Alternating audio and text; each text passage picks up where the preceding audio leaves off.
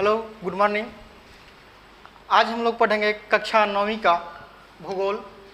और भूगोल का कक्षा 9वीं का जो पहला अध्याय है वो है भारत, स्थिति एवं विस्तार।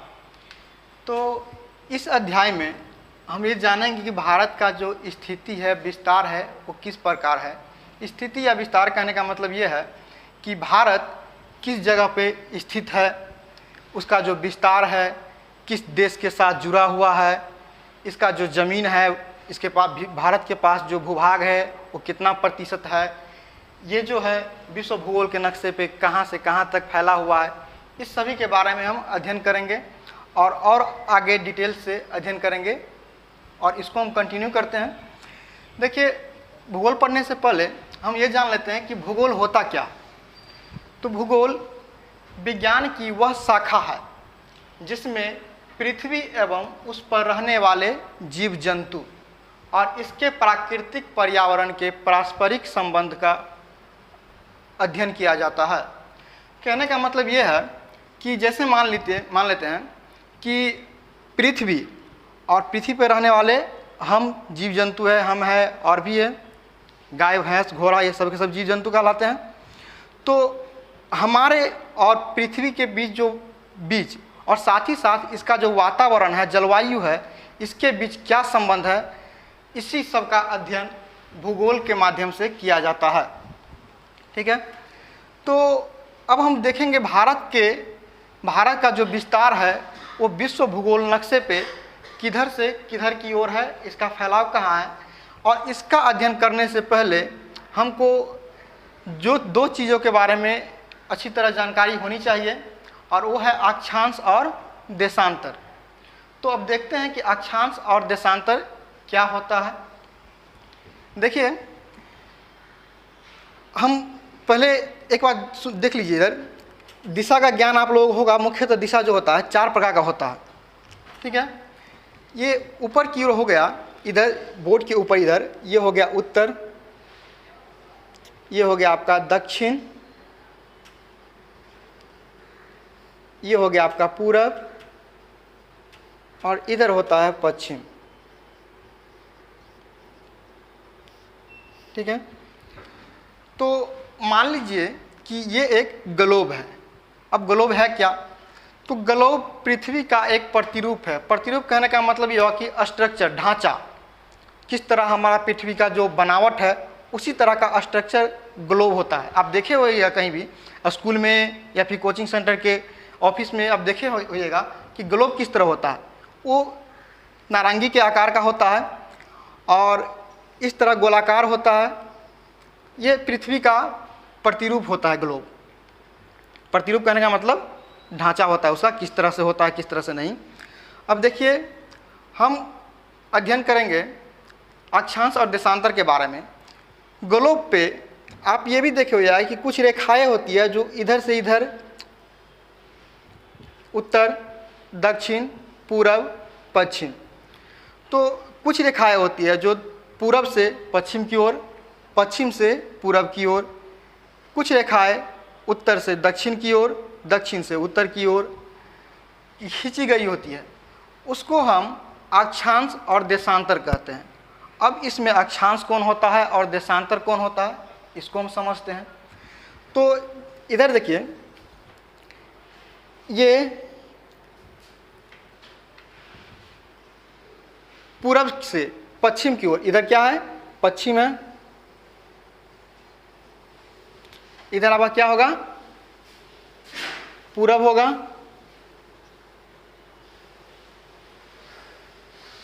इधर दक्षिण, और इधर आपका उत्तर। कहने का मतलब ये हो गया आपका नॉर्थ,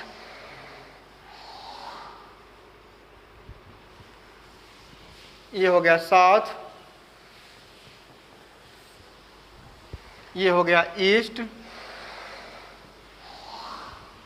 ये हो गया वेस्ट। एक रेखा ग्लोब पे बीचों बीच एक रेखा पूर्व से पश्चिम या पश्चिम से पूर्व की ओर खींची जाती है, जो इस ग्लोब को पूर्णतः 2 भागों में बांटती है। एक भाग उत्तरी गोलार्ध, दूसरा दक्षिणी गोलार्ध। गोलार्ध का अर्थ होता है गोला का आधा भाग, गोला का आधा भाग। जैसे मान लीजिए आप वृत्त ही पढ़े होइएगा, ये ऐसे काट दिए, दो वृत्त आगे किए ऐसे, एक वृत्त ऐसे, ये कहलाता है अर्धवृत्त, ये भी हो गया आपका अर्धवृत्त। उसी तरह अगर गोला को अगर दो टुकड़ों में काट दे तो होता है अर्धगोला। तो इधर देखिए ये हो गया उत्तरी गोलार्ध, ये दक्षिणी गोलार्ध। ये जो बीचों बीच जो खींचा गया है वो 0 डिग्री पे खींचा गया, ठीक है। अब 0 डिग्री पे जो खींचा गया उसका नाम दिए हम विषुवतीय रेखा। क्या दिए हैं? विषुवतीय रेखा। इस विषुवतीय रेखा को भूमध्य रेखा भी कहते हैं। इस विषुवतीय रेखा को भूमध्य रेखा भी कहते हैं, ठीक है। अब ये इसको पूर्णतः क्या किया, दो भागों में बांट दिया, उत्तरी गोलार्ध, दक्षिणी गोलार्ध। तो ये जो उत्तर की ओर है तो 0 डिग्री से 23 डिग्री के ऊपर एक और रेखा खींचा गया है जिसका नाम दिया गया है कर्क रेखा। अब इधर देखिए 23 डिग्री, 23.5 डिग्री एन लिखा है। इसका मतलब है एन का मतलब हो गया यहाँ पे उत्तरी गोलार्ध, 23.5 डिग्री उत्तरी कर्क रेखा, ठीक है। तो इसको नाम, इसका नाम दिया, ये 23.5 डिग्री के एंगल पे खींचा गया है और इसका नाम दिया गया है कर्क रेखा। अब 0 से 23.5 डिग्री के डिग्री पे जितनी दूरी पे उत्तरी गोलार्ध में खींचा गया था उसी तरह 23.5 डिग्री दक्षिणी गोलार्ध में भी एक रेखा खींचा गया है। इसका नाम दिया गया है मकर रेखा। ये रेखा रहा पूरब से पश्चिम, पश्चिम से पूरब, कितने एंगल पे? 23.5 डिग्री के एंगल मतलब कोण पे। ये ऐसे लिखने का मतलब हुआ कि 23.5 डिग्री दक्षिणी मकर रेखा। दक्षिणी इसलिए क्योंकि ये जो आधा जो भाग है गोला का जो आधा भाग है इसको क्या बोलते हैं? दक्षिणी गोलार्ध। ऊपर वाले को क्या बोलते हैं? ऊपर वाले कहने का मतलब इसको क्या बोलते हैं आप? उत्तरी गोलार्ध।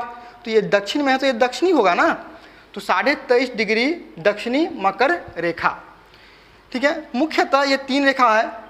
इसके अलावा एक और रेखा इधर है जो 66.5 डिग्री उत्तर की ओर खींचा गया है, इसको बोलते हैं आर्कटिक वृत्त। फिर 0 डिग्री से 66.5 डिग्री के बीच उतनी ही दूरी पे दक्षिणी गोलार्ध में भी एक रेखा खींचा गया है जिसका नाम दिया गया है अंटार्कटिक वृत्त। अब वृत्त हम इसलिए कह रहे हैं इसको कि ये वास्तव में रेखा नहीं है, ये वास्तव में रेखा नहीं है। पृथ्वी को जो आप देखोगे तो पृथ्वी कुछ इस तरह गोल होता है। तो अगर मान लो, या ध्यान देना इधर, अगर मान लीजिए हम यहाँ से अगर लाइन ड्रॉ करना शुरू करते हैं तो आपको जो दिखाई दे रहा है ये सिर्फ आगे वाला पोर्शन दिखाई दे रहा है, लेकिन इसके पीछे भी तो ये है ना। तो ये जो ऐसे मिलाएंगे तो ये आके पूरा मिल जाएगा, तो ये क्या बनेगा? वृत्त का रूप ले लेगा। तो वास्तव में ये सब एक वृत्त होता है, ठीक है। अब देखिए इधर ये कुछ मुख्य रेखा था। इसके अलावा 23 डिग्री जो यहाँ पे है ये 0 डिग्री से उत्तर की ओर और 0 डिग्री से दक्षिण की ओर कुल उत्तर में 90 और दक्षिण में 90 प्रत्येक अक्षांश रेखा 1-1 डिग्री के कोण पे खींचा गया है। तो मान लीजिए ये 0 डिग्री है तो इसका 1 डिग्री अगर यहाँ से हम ड्रॉ किए, खींचे, फिर दूसरा 1 डिग्री पे हो गया, फिर 2 डिग्री पे इधर हो गया। अब मान लेते हैं ये कुछ पल के लिए मान लेते हैं हम 3 डिग्री है, ये मान लिए 3 डिग्री है। फिर ऊपर में आया 4 डिग्री, 5 डिग्री, 6 डिग्री, ये 7 डिग्री, 8 डिग्री, 9 डिग्री, ऐसे करते करते कुल 90 डिग्री तक खींचा गया है, ठीक है। अब देखिए आप जो जो आगे बढ़ रहे हैं विषुवतीय रेखा से नॉर्थ के तरफ, उत्तर ध्रुव के तरफ, इसको ध्रुव बोलते हैं, ये ध्रुव होता है, ठीक है। ये जो आप रेखा जो अंकित कर रहे हैं, ये ध्रुव पे आके एक बार ऐसा होता है कि ये एक बिंदु के रूप में दिखाई देने लगता है। जब 90 डिग्री पे जो खींचा जाता है इसको, अक्षांश रेखा को, तो ये कुछ बिंदु की तरह दिखाई देता है। उसी तरह इधर भी खींचा गया है। पहले इसके बारे में समझते हैं। देखिए इधर मान लीजिए कि ये गोला है, गोलाकार है। मेरे हाथ में तो ये मार्कर का जो इंक है उसका डब्बा दिखाई दे रहा है। आप सोचिए कि एक आलू के टाइप का है, आलू। तो उसमें आप जो ऐसे अगर यहाँ से, अगर मान लिए हम यहाँ पे 0 डिग्री काउंट किए और यहाँ से इधर खींचे, यहाँ से इधर खींचे, तो आपको जो दिखाई दे रहा है ये सिर्फ बाहर वाला पोर्शन दिखाई दे रहा है, पर इसके पीछे भी तो है। तो जैसे ही इसको हम मिलाएंगे तो ये क्या होगा, ये वृत्त का रूप लेगा। फिर 0 डिग्री से 1 डिग्री के ऊपर फिर ऐसे मिलाएंगे, फिर ये एक वृत्त का रूप लिया। ऐसे करते करते हम टोटल 90 डिग्री तक बनाएंगे। अब जब 90 डिग्री के ऊपर आएंगे तो चूँकि पृथ्वी का जो आकार है वो क्या है, नारंगी की तरह गोल है। अब वहाँ पे जाकर जो ऐसे मिलाएंगे ये इस तरह का कुछ होगा। तो यहाँ पे क्या होगा, ये 90 डिग्री वाला जो एंगल होगा वो क्या होगा, बिंदु के रूप में दिखाई देगा। ठीक है, फिर से समझिए इसको। मान लीजिए यहाँ से हम 0 डिग्री से अंकित किए, मिलाए, एक वृत्त का रूप ले लिया, ये अक्षांश रेखा जिसको विषुवतीय रेखा बोलते हैं 0 डिग्री वाला को। फिर उसके एक ऊपर 1 डिग्री, फिर 2 डिग्री को भी अंकित किए उसी तरह, फिर 3 डिग्री को। ऐसे करते करते हम 90 डिग्री पे जब आते हैं तो कुछ स्पेस जो है, जगह जो है वो कम बचता है। तो यहाँ पे आके क्या करते, जब ऐसे आपको मिलाते हैं इसको, तो स्पेस कम होने के कारण वो एक बिंदु के रूप में दिखाई देने लगता है ग्लोब पे। तो यहाँ पे जो आप देख रहे हैं ध्रुव पे, ये 90 डिग्री का होगा और ये अक्षांश रेखा कुछ बिंदु के रूप में दिखाई देता है। अब देखिए ये तो हुआ उत्तरी अक्षांश। अब दक्षिणी अक्षांश के बारे में समझते हैं। यहाँ जो ये जो आपको विषुवतीय रेखा दिखाई दे रहा है, इधर भी जिस तरह इधर 90 रेखाएं खींचा गया था 0 डिग्री के अलावा, इधर भी 0 डिग्री के अलावा कुल 90 रेखाएं खींचा गया है। वो भी 1 डिग्री पे, 1 डिग्री पे ये 0 डिग्री के अलावा 1 डिग्री पे अक्षांश रेखा है, दूसरा फिर 2 डिग्री पे, फिर 3 डिग्री पे। ऐसे करते करते कुल 89 डिग्री तक आए हम। ठीक है, 89 डिग्री तक आए। अब यहाँ पे आप जब 90 डिग्री पे जब आओगे तो फिर वही वाला कहानी हो जाएगा जैसे ऊपर हो रहा था। पृथ्वी है, गोलाकार है, ऐसे किए 0 डिग्री से लेके घूमे विषुवतीय रेखा, फिर 1 डिग्री पे, 2 डिग्री, 3 डिग्री। ऐसे करते करते जब हम 90 डिग्री के पास पहुँचेंगे तो यहाँ पे क्या होगा, जगह कम बचेगा। जगह कम बचने के कारण ये जो आप रेखा जो देख रहे हैं, जो अक्षांश रेखा जो आप निरूपित कीजिएगा, यहाँ पे ड्रॉ कीजिएगा, वो कुछ स्पेस कम बचने के कारण क्या होगा, बिंदु के रूप में दिखाई देने लगेगा। तो उत्तरी ध्रुव और दक्षिण ध्रुव पे अक्षांश रेखा एक बिंदु के रूप में दिखाई देता है। ठीक है, अब इधर देखिए, अक्षांश हम बात करते हैं, प्रत्येक अक्षांश एक एक दूरी पे, एक एक डिग्री की दूरी पे खींचा गया है। 0 डिग्री, 1 डिग्री, 2 डिग्री, 3 डिग्री। तो इस तरह 2 क्रमागत अक्षांशों के बीच की दूरी, क्रमागत कहने का मतलब ये हुआ कि जैसे मान लीजिए हम आपसे पूछते हैं कि 2-3 क्रमागत सम संख्या बोले, तो आप जो बोलोगे कहीं से भी बोल सकते हो। जैसे मान लीजिए 2 बोलोगे, 4 बोलोगे, 6 बोलोगे, या फिर 12 बोलोगे, 14 बोलोगे, या फिर 16 बोलोगे, 50 बोलोगे, 52 बोलोगे, 54 बोलोगे। ये क्रमागत है, लगातार 1, 2, 3। तो वही कहने का मतलब कि 2 क्रमागत अक्षांशों के बीच की दूरी, जैसे मान लीजिए ये 0 डिग्री और ये मान लीजिए 1 डिग्री, इन दोनों के जो बीच की जो दूरी होती है वो होता है आपको 111 किलोमीटर। देखिएगा, फिर से समझिए। अगर मान लीजिए हम यहाँ पे हैं, हम 0 डिग्री पे हैं और आप 1 डिग्री पे हैं, तो हमारे और आपके बीच की जो दूरी है वो 111 किलोमीटर का है। ऊपर भी नीचे भी, ऊपर करने वाला नॉर्थ की तरफ और ये साउथ की तरफ। ऐसे इधर ही देखिए, अगर मान लीजिए ये 0 डिग्री है, ये 0 डिग्री मान लिया हम, और ये 1 डिग्री है, तो हमारे और आपके बीच की दूरी की बात करें, हम यहाँ खड़े हैं 0 डिग्री पे और आप खड़े हैं 1 डिग्री पे। तो कोई आपसे पूछे कि हमारे और आपके बीच जो दूरी है वो कितना है, तो आप बोलोगे 111 किलोमीटर। आप 0 डिग्री पे, मैं यहाँ पे आ गया 2 डिग्री पे, यहाँ पे 111, यहाँ पे 111, दोनों को जोड़ के हो गया 222 किलोमीटर।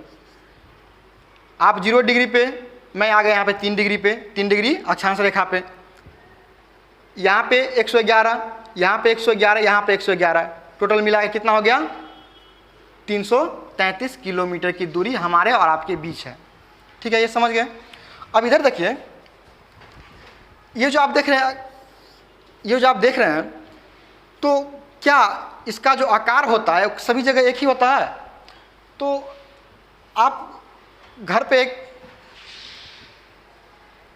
प्रयोग कीजिएगा कि आप आलू लीजिएगा, और आलू लेने के बाद जो आप ड्रॉ करोगे तो आलू क्या होता है, कुछ सिकुड़ा टाइप का रहता है, गोलाकार टाइप का रहता है। तो जो केंद्र के पास हुआ, केंद्र का कहने का मतलब ये हुआ कि जैसे मान लीजिए आप सेब खाते हैं, तो सेब के जो बीच में जो बीज होता है ना, वो सेब का केंद्र होता है। तो उसी तरह आलू का भी केंद्र होगा। तो केंद्र से आप जो 0 डिग्री का जो है लाइन ड्रॉ करते हैं, फिर ऊपर की ओर जाते हैं, तो क्या होता है, जगह कम बचते जाता है कहीं ना कहीं। जैसे आप देखें यहाँ पे थोड़ी देर पहले आप देखे थे कि यहाँ पे क्या होता है, ये बिंदु के रूप में आकर हो जाता है। तो यहाँ पे जो दूरी था, यहाँ पे जो लंबाई था इसका, वो बड़ा था इसके तुलना में। 0 डिग्री का लंबाई बड़ा होगा, सबसे बड़ी अक्षांश रेखा होगा। एक अलावा एक डिग्री है वो कम होगा, 2 डिग्री भी कम होगा, तीसरा भी कम होते, धीरे धीरे जो इसका जो दूरी है वो कम होते जाएगा। दूरी कहने का मतलब ये दूरी नहीं, इसका लंबाई है वो कम होते जाएगा, उत्तर की ओर भी और ये दक्षिण की ओर भी। ठीक है, तो ये था अक्षांश के बारे में। अब हम समझते हैं देशांतर के बारे में।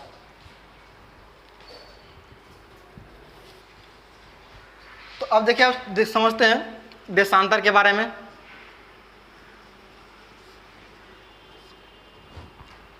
जिस तरह अभी आप देखे थे कि अक्षांश इस तरह खींचा गया था,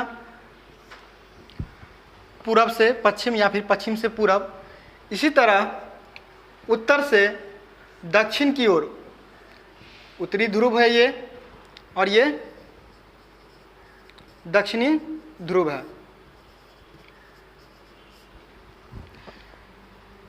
उत्तर से दक्षिण की ओर या फिर दक्षिण से उत्तर की ओर रेखा खींचा गया है।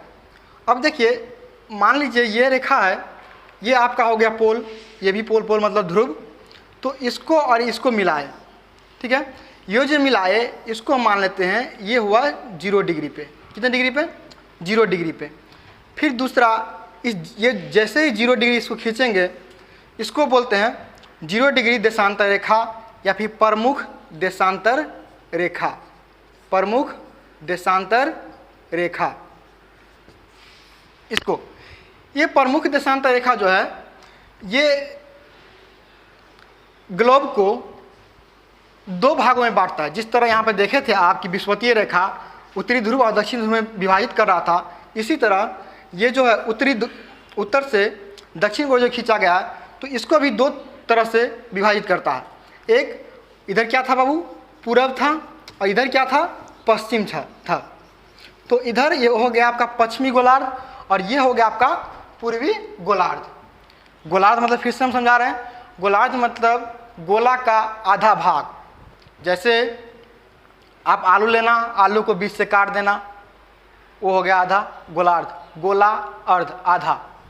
तो इसको क्या करता है, ये 2 भागों में डिवाइड करता है। तो अब देखते हैं कि टोटल जो संख्या है वो कितना है इसका। एक बात और देखिए इधर अक्षांश के बारे में। यहाँ पे जो अभी आप अक्षांश देखे थे, तो ये जो था 0 डिग्री पर था,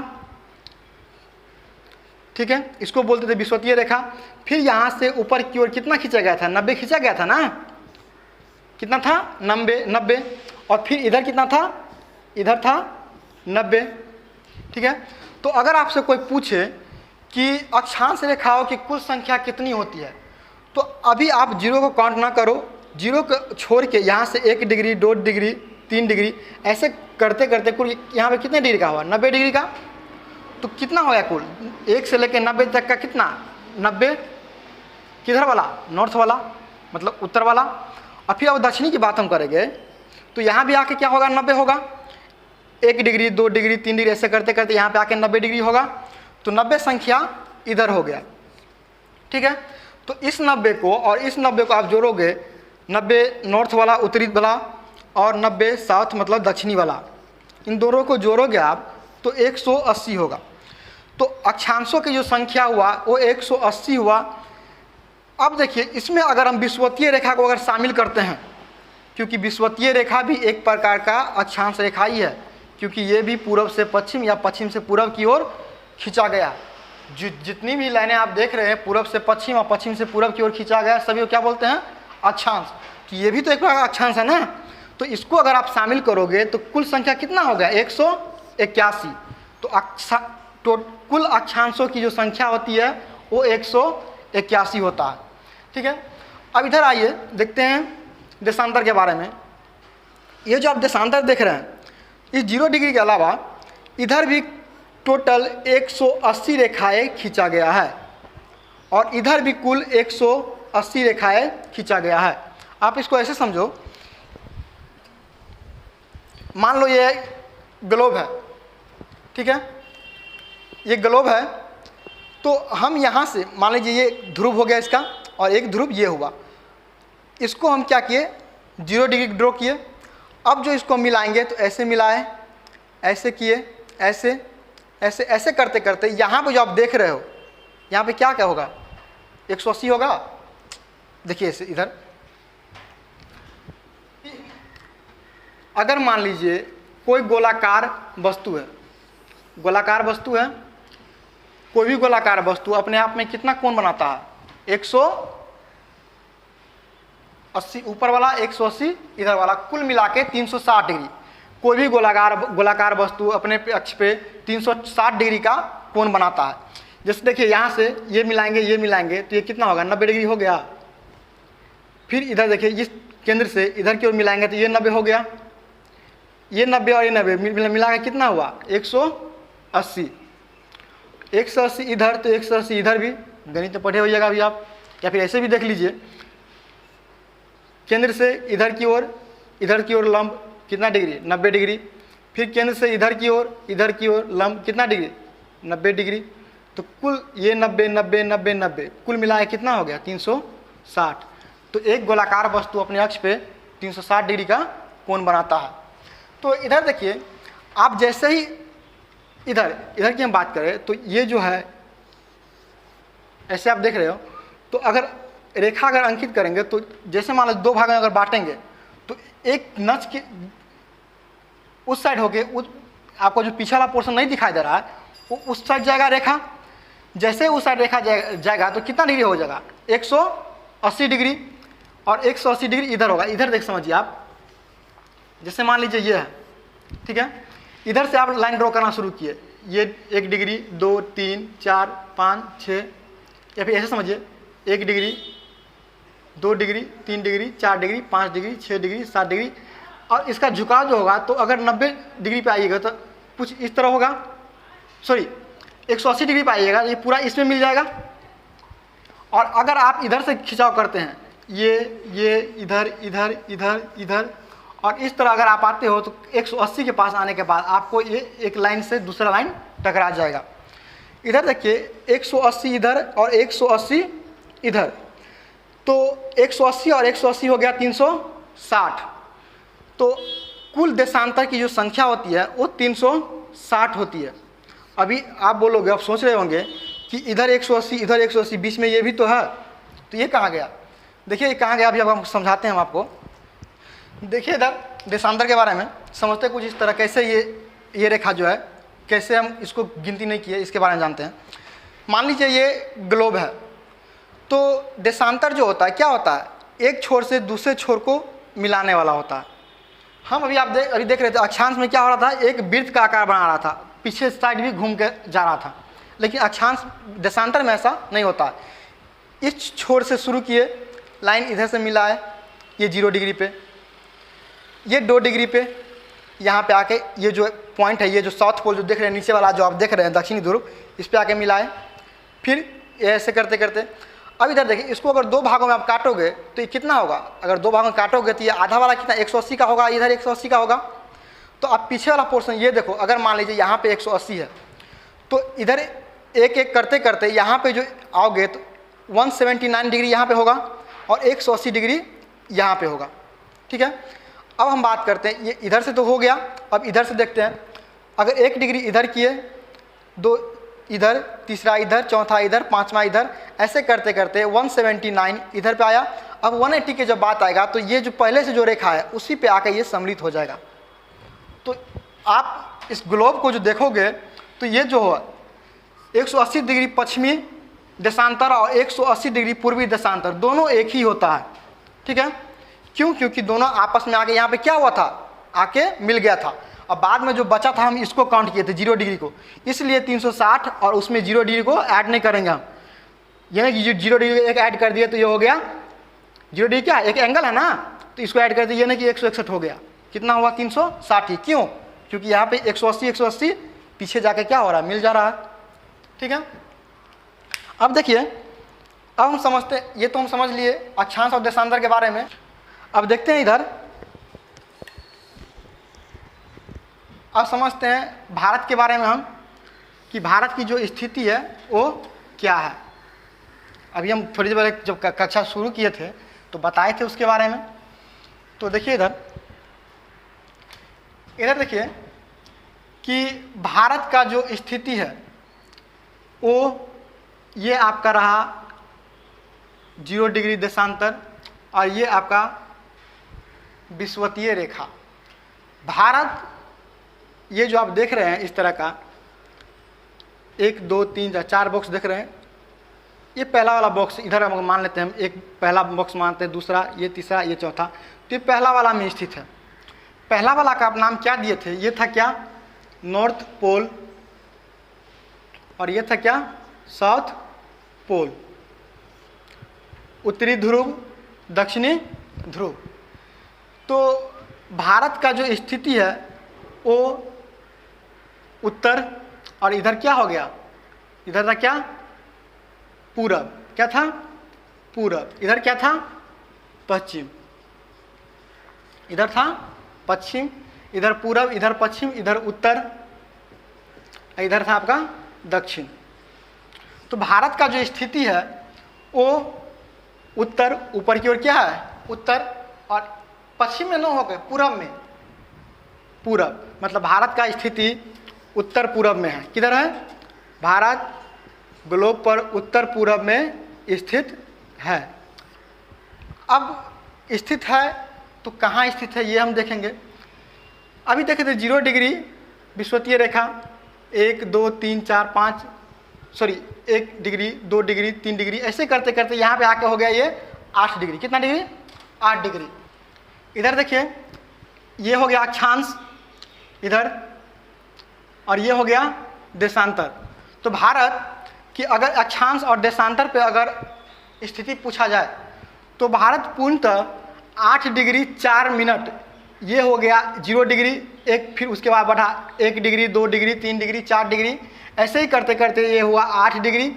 8 डिग्री के बाद फिर होगा 1 मिनट 2 मिनट 3 मिनट, तब जाके वो बनेगा 9 डिग्री।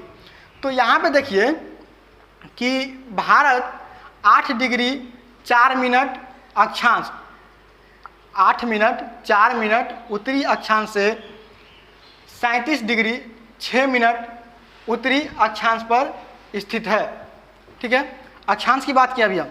अब अगर देशांतर की बात करें तो इधर देखिए, ये हो गया, अगर मान लीजिए ये आपका 0 डिग्री हो गया, फिर ये मान लीजिए ये हो गया, ये आपका हो गया 30 डिग्री ये वाला लाइन, और ये हो गया, ये इधर जो है थोड़ा करके ये हो गया 60 डिग्री, और ये जो टच कर रहा है इसको, ये हो गया, मिनट की बात अभी किए थे तो 60 डिग्री।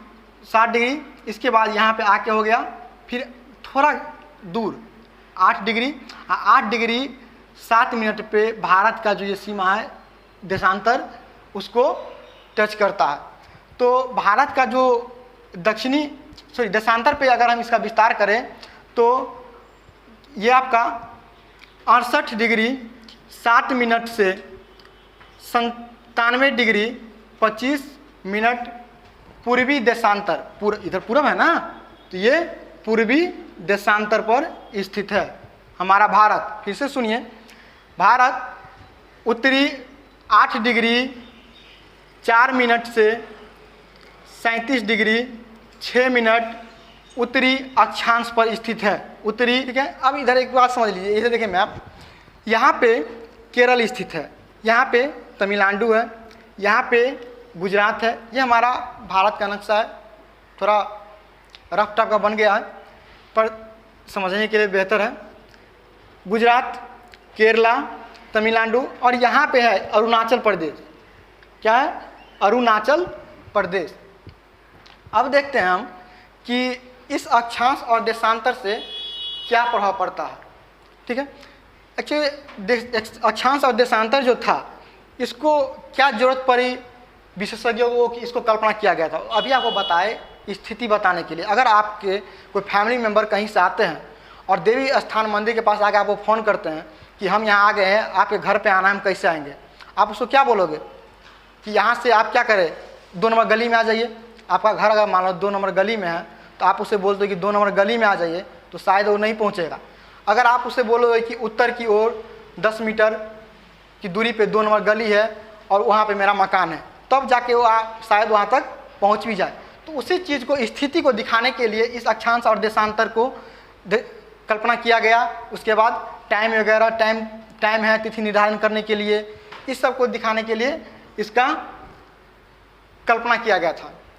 तो अब हम बात करते हैं कि अक्षांश और देशांतर से क्या फर्क पड़ता है।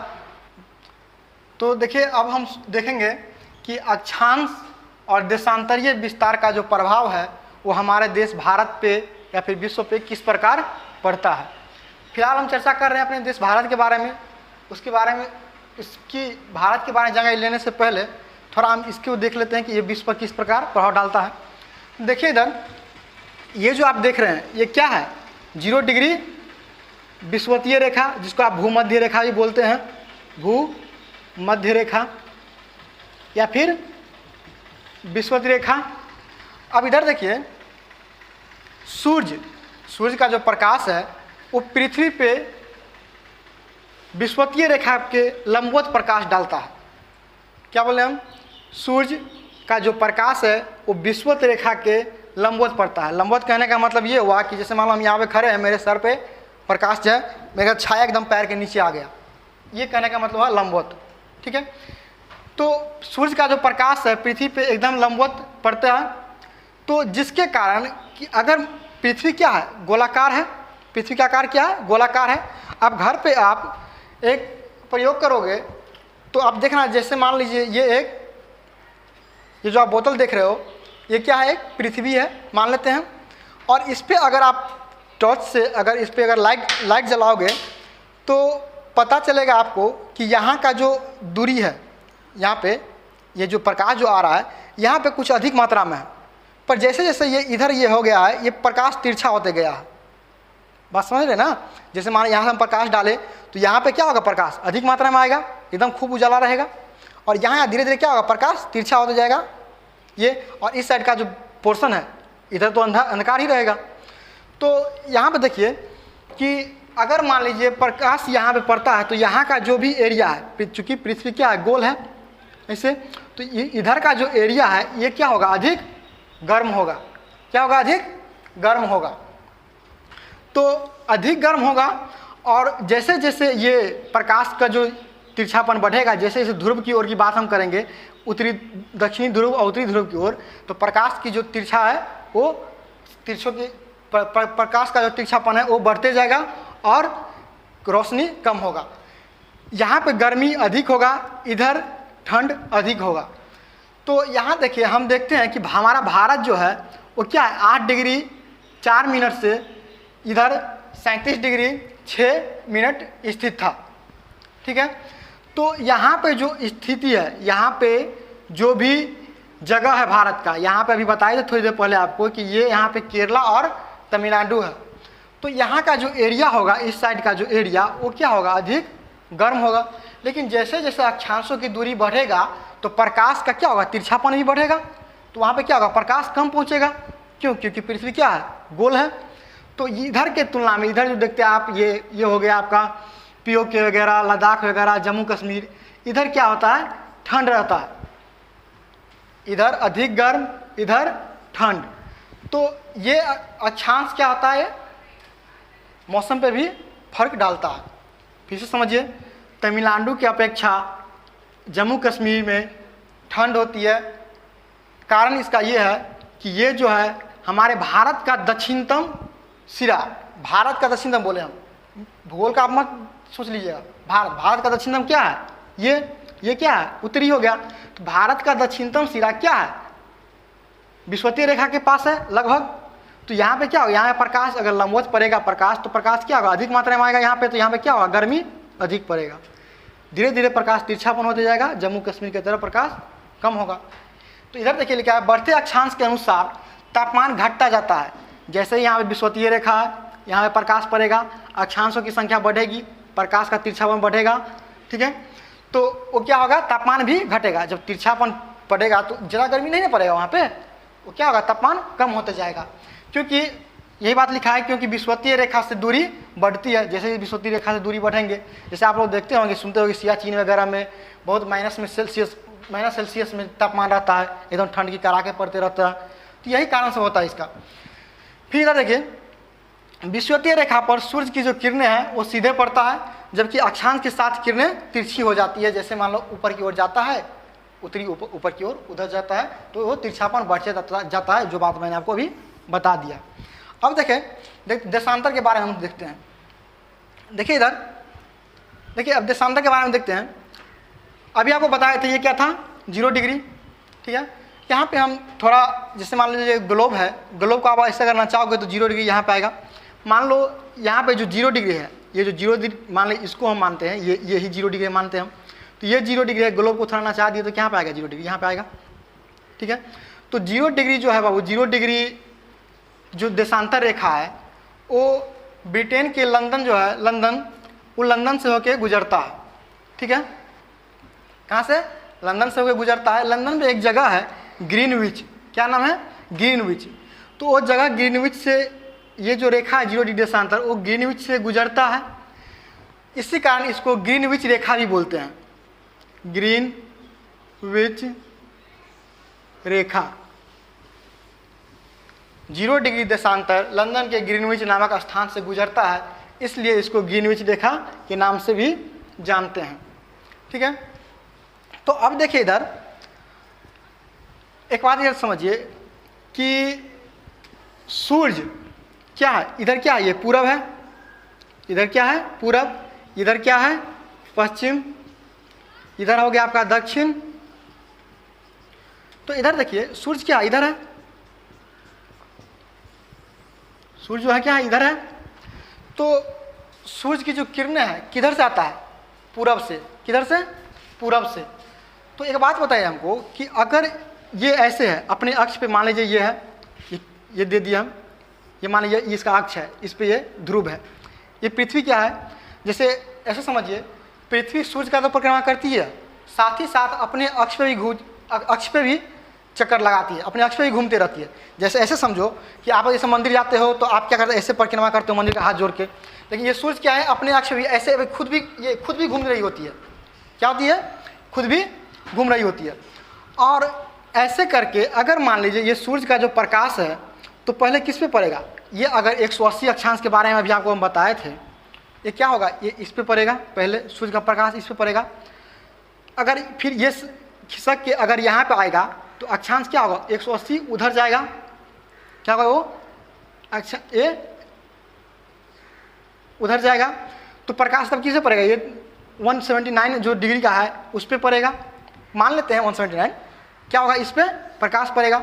ऐसे करते करते प्रकाश क्या होगा, इधर आएगा। तो पहले सूर्योदय किधर हुआ, पहले सूर्योदय किधर हुआ, इधर हुआ, पूरब की ओर। सूर्योदय किधर हुआ, पहले पूरब की ओर। अब देखिए अब आते हैं अपने भारत की तरफ। यहाँ पे क्या है, अरुणाचल प्रदेश है, क्या है, अरुणाचल प्रदेश। भारत के मैप पे देखोगे आप तो यहाँ पे अरुणाचल प्रदेश है। तो यहाँ से हम देख रहे हैं कि सूर्य की किरणें पहले पूरब की तरफ आती है। भारत के नक्शे में अरुणाचल किधर पर है, पूरब की ओर। तो पहले सूर्योदय किधर होगा, अरुणाचल की तरफ, क्योंकि अरुणाचल हमें ये इधर का पूर्वी का अंतिम छोर है। तो यहाँ पे क्या होगा, पहले सूर्योदय होगा। अब देखिए एक बात और समझ लीजिए कि अभी कुछ देर पहले आपको हम बताए थे कि कोई भी गोलाकार वस्तु अपने अक्ष पे 360 डिग्री का कोण बनाती है। तो पृथ्वी एक चक्कर सूर्य का जो अपने अक्ष पे जो घूमती है वो 24 घंटे में घूमती है। तो 360 डिग्री कितने घंटे में घूमती है वो?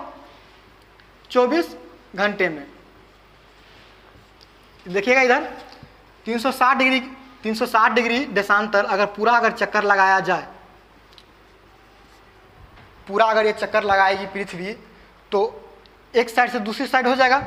जहाँ से था फिर जैसे मान लीजिए यहाँ से शुरू होगा तो पूरा चक्कर लगाने के बाद ये घूम के फिर से यहीं पे पहुँचेगा ना। तो प्रकाश क्या होगा? पृथ्वी को बारी बारी से सभी जगह क्या होगा? प्रकाशित होगा पृथ्वी। तो इधर देखिए 360 देशांतर मतलब 360 डिग्री घूमने में इसको कितने घंटे का समय लगा? 24 घंटे का। तो अगर इस 24 घंटे को अगर हम मिनट में बदले तो 24 को अगर 60 से हम गुना करेंगे तो 6 चौक 24, 6 दूना 12 और 2 14 और ये 0, इतना मिनट। 360 डिग्री देशांतर बराबर 1440 मिनट। कितना है? 360। अगर 1 डिग्री का मान निकालेंगे तो क्या करेंगे? इससे हम भाग देंगे। तो भाग देंगे तो ये क्या होगा? 1440 बटा 360। इसको आप काटोगे तो 4 मिनट होगा। क्या होगा? 4 मिनट। मतलब 1 डिग्री देशांतर बराबर 4 मिनट का समय। कहने का मतलब ये है कि सूर्य के प्रकाश को एक देशांतर को पार करने में 4 मिनट का समय लगता है। तो यहाँ से अगर मान लो ये 4 मिनट, फिर ये वाला 4 मिनट, ये वाला 4 मिनट, ऐसे करते करते पहले यहाँ तक आएगा। तो एक बात देखो, पहले सूर्योदय इधर होगा तो समय क्या होगा? इधर पहले बढ़ेगा। अब एक बात और समझ लो आप, ये ग्रीनविच है तो समय का निर्धारण कहाँ से, किस जगह से किया जाए? इसके लिए 1884 ईस्वी में अमेरिका के वाशिंगटन शहर में एक तिथि सम्मेलन एक बैठक हुआ था। उसमें सभी जगह के विशेषज्ञों ने भाग लिया और सभी के सहमति से इस 0 डिग्री देशांतर को मुख्य समय निर्धारण रेखा माना गया। कहा गया है कि ये जो लंदन में ग्रीनविच में जितना समय होगा जिस टाइम, उसी के अकॉर्डिंग दूसरे देश का या फिर अन्य जगह के समय निर्धारित किया जाएगा। तो इधर देखो आप एक बात और समझ लो कि हर एक देश का अपना अपना एक मान्योत्तर मानक है। हमारे देश भारत का जो मानक मान्योत्तर है वो है 82 डिग्री। क्या है?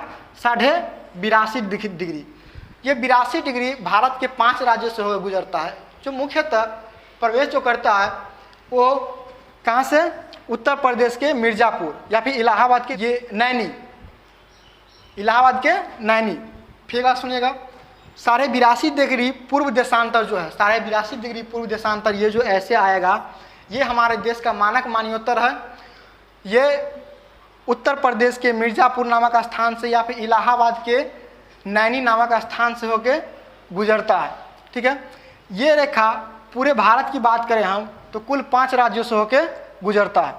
ठीक है, तो इधर देखें ये 0 डिग्री से यहाँ पे जो आप इसको अगर मान लीजिए 0 डिग्री मानेंगे तो हमारा भारत कुछ इस तरह यहाँ पे स्थित है। भारत यहाँ पे स्थित है हमारा देश, और ग्रीनविच से इसकी दूरी 82.5 डिग्री है। कितना है? 82.5 डिग्री। तो एक देशांतर को पार करने में कितना समय लगता है? एक देशांतर को पार करने में 4 मिनट का समय लगता है, 4 मिनट का। तो 82 को पार करने में कितना लगेगा? 82.5 को 4 से क्या करेंगे? गुना करेंगे, 0। ठीक है, 82.5 कहने का मतलब ये हुआ। तो 4 5 20, ठीक है, 4 दूना 8 और 1 10, 8 और ये 2 10, 8 चौक 32 और 1 33, मतलब 330। क्या बोले? 330 को गुना करोगे आप तो कितना होगा? ये 330। कहने का मतलब ये हुआ कि यहाँ से यहाँ तक ये ग्रीनविच से 82 डिग्री के बीच की जो दूरी है वो कितने का है? 330 मिनट का। अगर 330 मिनट को यहाँ पे देखो आप, ये 330 मिनट को अगर घंटे में अगर चेंज करते हो तो क्या करोगे? 60 से भाग दोगे, 60 मिनट, ये मिनट में है तो 60 मिनट से भाग दोगे तो कितने में, किस में चेंज होगा ये, घंटा में। अब घंटा में चेंज करेगा तो क्या क्या आएगा, ये 5, ये 5.5, क्या आएगा 5.5। कहने का मतलब लंदन का समय से हमारा देश भारत 5.5 घंटा आगे है। लंदन के समय से हमारा देश भारत समय के मामला में 5.5 घंटे आगे है। ठीक है, तो अब यहाँ पर देखते हैं। अब इधर देखिए, यहाँ पे लिखा गया है कि देशांतरीय विस्तार का प्रभाव समय पर पड़ता है। देशांतर की दूरी ग्रीनविच से मापी जाती है। कहाँ से मापी जाती है, ये मैं आपको बता चुका हूँ। कहाँ से मापी जाती है, ग्रीनविच से। अब इधर एक बार याद रखिएगा, जब भी हम इधर जाएंगे तो समय क्या होगा, प्लस में। क्या होगा, प्लस में। इधर आएंगे तो क्या होगा, माइनस में। कहने का मतलब ये हुआ कि जब भी आप देखो अपने घर पे आप मोबाइल वगैरह जो यूज करते होगे तो मोबाइल में लिखा होगा GMT, यहाँ पे लिखा रहता है plus 0.5 hours, 0.10 hours, 0.2 hours, -2 hours, ऐसा लिखा रहता है। इसका मतलब है ग्रीनविच मीन टाइम। कहने का मतलब कि ग्रीनविच से वो 5 घंटा, अगर 5 + 5 आवर लिखा रहे तो इसका मतलब ये हुआ कि इंडिया की बात करें तो उसमें लिखा रहता है GMT बराबर +5, 5.5 आवर प्लस लिखा रहता है। इसका मतलब ये हुआ कि ग्रीनविच से हमारा देश भारत 5.5 घंटा आगे है। अगर कहीं पे लिखा रहे, कहीं मोबाइल में लिखा रहता है, ये भी लिखा रहता है GMT -2 आवर, इसका मतलब ये हुआ कि जिस देश के बारे में बात की गई है वो देश, उस देश का समय ग्रीनविच से 2 घंटा पीछे है। पीछे कहने का मतलब क्या होगा, इधर होगा। ग्रीनविच कहाँ पे है, यहाँ पे, समय किधर होगा, इधर होगा। ठीक है, अगर इधर की बात करेंगे तो क्या होगा, प्लस में। जैसे हम पूरब से पश्चिम की ओर आएंगे तो क्या होगा, समय घटते जाएगा। पश्चिम से पूरब की ओर जाएंगे तो समय बढ़ते जाएगा। ठीक है, अब देखिए यहाँ पे लिखा गया, एक बात और दिखा देता आपको कि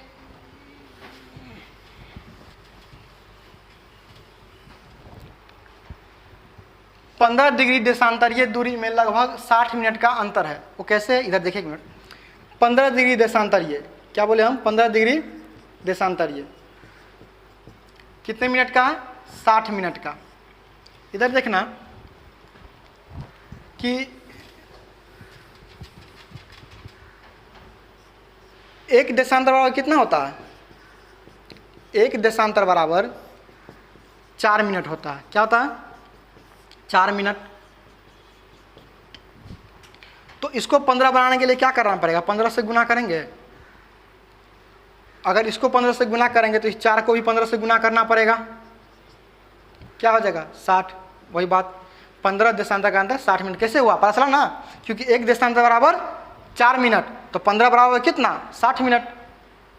ठीक है, ये था देशांतरीय और अक्षांश के बारे में प्रभाव, उसका क्या पड़ता है इसके बारे में।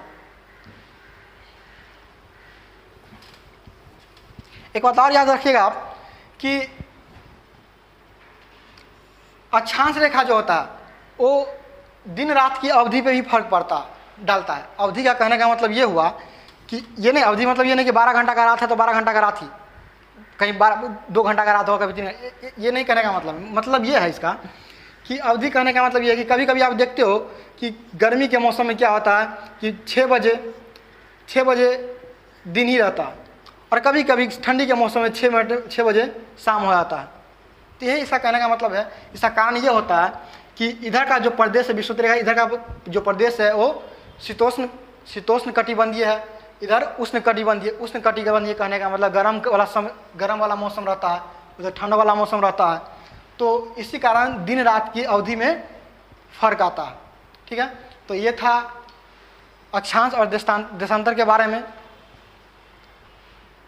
ठीक है सर।